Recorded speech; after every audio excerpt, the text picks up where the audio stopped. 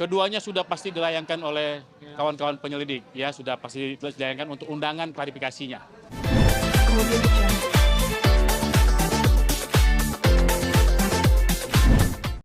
Oke, yang pasti kami melihat Bu Cinta sebagai sosok yang halus, tangguh, tapi kuat juga, dan tentunya konsisten dalam setiap melaksanakan pekerjaan, termasuk di partai, termasuk juga di DPR RI, karena banyak isu-isu perempuan dan anak yang memang selalu beliau angkat dalam setiap pekerjaan beliau di masyarakat juga.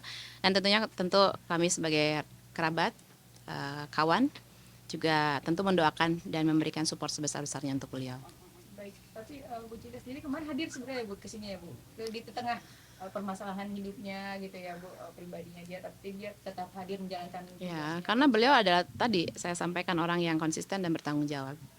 Nah, Ibu sendiri melihat Bu Cinta tetap bisa menjalankan aktivitasnya seperti biasa gitu, memang selain tadi wanita yang tamu, memang dia tanggung jawabnya luar biasa ya Bu terhadap pekerjaannya mungkin, dan dia tidak mau mencampurkan urusan pribadinya ke urusan yang kerjaan mungkin juga seperti apa Bu? Ya, beliau orang yang bertanggung jawab, tangguh, konsisten, dan menyelesaikan tugas dengan baik di KPPG, di partai, dan juga di DPR. Setahu saya itu. Bu, tapi pernah nggak sih Bu ada mungkin sesama perempuan itu cerita-cerita gitu Bu? Enggak ya, enggak, beliau bukan tipikal seperti itu, dan memang kami selama ini berkomunikasi hanya urusan partai dan juga urusan pekerjaan saja. Di luar itu tidak ada. Itu sosok yang bisa jadikan contoh juga ya Bu Cinta ya Bu, maksudnya untuk perempuan yang tangguh gitu mungkin ya Bu. Iya, sosok yang apa ya, dicontoh lah oleh kita semuanya. Oke, terakhir mungkin ada yang mau sampaikan mungkin untuk Bu Cinta tadi support dan doanya mungkin Bu. Ya tentu kami sebagai teman dan kerabat di partai, di DPR juga mendorong dan mendukung serta mensupport dan mendoakan agar Bu Cinta bisa kuat menjalani apapun yang terjadi, baik itu dalam urusan pekerjaan, dalam urusan sosial dan juga urusan keluarganya. Bukan. Udah pulang.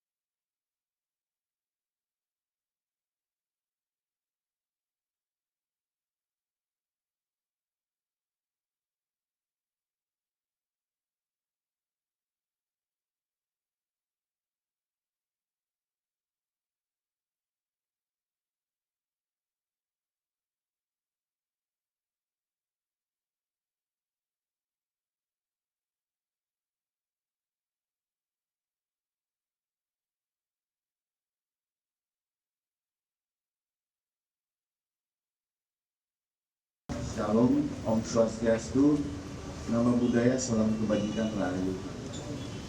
Terima kasih rekan-rekan media sore hari ini berupa praktek aborsi ilegal yang dilakukan oleh jaringan pelaku dan berhasil diungkap oleh Ditreskrim Tipiter. Di sini hadir langsung Bapak Direskrimsus beserta Wadireskrimsus, Kementerian Pemberdayaan Perempuan dan Administrasi Ritonga, terima kasih sudah hadir Ibu. Dari KPAI yang diwakili oleh Bapak Jasra Putra selaku Wakil Ketua KPAI, Octaviana Carolina selaku Kabid Kesmas, serta dihadiri oleh Kasubit Penmas. Jadi kepada rekan-rekan sekalian, mana kita ketahui pertama bersama bahwa praktek aborsi ilegal merupakan perbuatan yang melanggar hukum, peraturan perundang-undangan di bidang nama aku. Yang pertama adalah Klinik Aborsi Promedis dan Klinik Aborsi Raden Saleh. Kegiatan ini berdasarkan keterangan dari di lantai, kemudian saudara LN itu kembali lagi turun. Setelah turun, kemudian dilakukan penangkapan oleh petugas, penggeledahan, ditemukan 4 orang perempuan.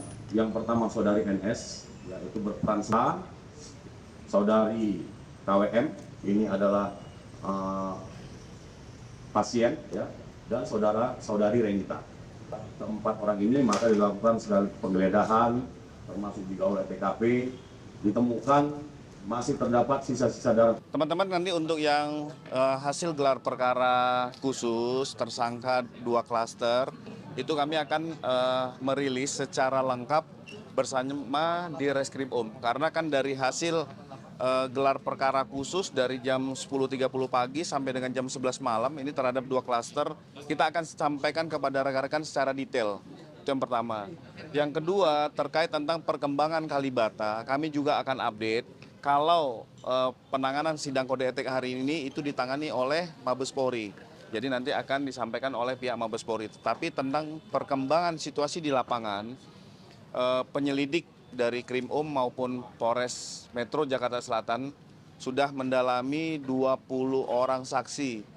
20 orang saksi dari korban-korban kios, sepeda motor, dan mobil yang menjadi korban, yang dibakar menjadi korban mereka. Kerugian lebih kurang berkisar dari 1,2 miliar lebih yang diestimasikan. Kami akan melakukan penelusuran, pengembangan terus terhadap saksi-saksi dan alat bukti, serta akan melakukan upaya paksa terhadap pelaku-pelaku yang melakukan pembakaran.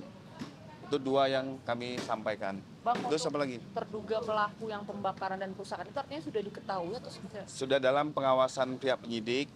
Nanti pada saat sudah diamankan kami akan merilis pada rekan-rekan Kurang sekalian. lebih ada berapa pelaku? Itu akan berkembang. Udah pasti udah ada. Itu ya. Pak, kalau Apa? pelaku ledakan udah ada perkembangannya belum masih pemeriksaan? Yang mana nih? Ledakan 72. Udah pasti. Nanti kita sampaikan. Karena ini terkait masalah anak. Harus agak ini. Apa? Dan udah. Itu ya. Ya, untuk masalah IR, ya, baik yang dia sebagai terlapor maupun dia sebagai pelapor, kami mohon waktu karena penyelidik masih terus berproses, penyelidikan masih terus berproses. Ya, untuk undangan klarifikasi sudah dilayangkan semua. Ya, saat ini sedang pengumpulan alat bukti. Nanti hasilnya akan kita rilis lebih lanjut. Ya, jadi mohon waktu. Ya, baik yang dia sebagai terlapor maupun sebagai dia yang sebagai pelapor. Kan ada 2 LP ini saling melapor, ya. Demikian ya, bisa kita sampaikan saat ini untuk masalah IR. Untuk Tabli, Pak. Ya. Sudah dilayangkan Pak, baik untuk Inaran maupun insan. Keduanya sudah pasti dilayangkan oleh kawan-kawan penyelidik, ya, sudah pasti dilayangkan untuk undangan klarifikasinya. Ya. Nanti akan kita sampaikan bagaimana hadir atau tidak dari kedua belah pihak, ya. Yang pastikan laporan yang terlebih dahulu itu pasti akan duluan untuk berprosesnya, ya. Oke. Ya, itu pemanggilan itu dalam hal undangan klarifikasi. Nanti kita sampaikan kapan, ya. Ya, nanti ya. Oke ya. Itu dulu ya. Seperti apa Pak? Ya. Seperti apa Pak? Kan katanya hari ini sudah dipanggil tersangka. Itu nanti itu di WA dulu ke saya belum punya datanya, ya. Ya kan nanti kan ada kawan-kawan penyidik pasti akan ngasih tahu sama kita kapan akan dirilisnya untuk naik start. Ya. Ya. Pasti karena sekarang kan semua penyelidikan maupun penyidikan itu transparan, tidak ada yang boleh dirahasiakan kecuali memang aturannya yang mengharuskan bahwa identitas dan alamatnya memang harus dirahasiakan.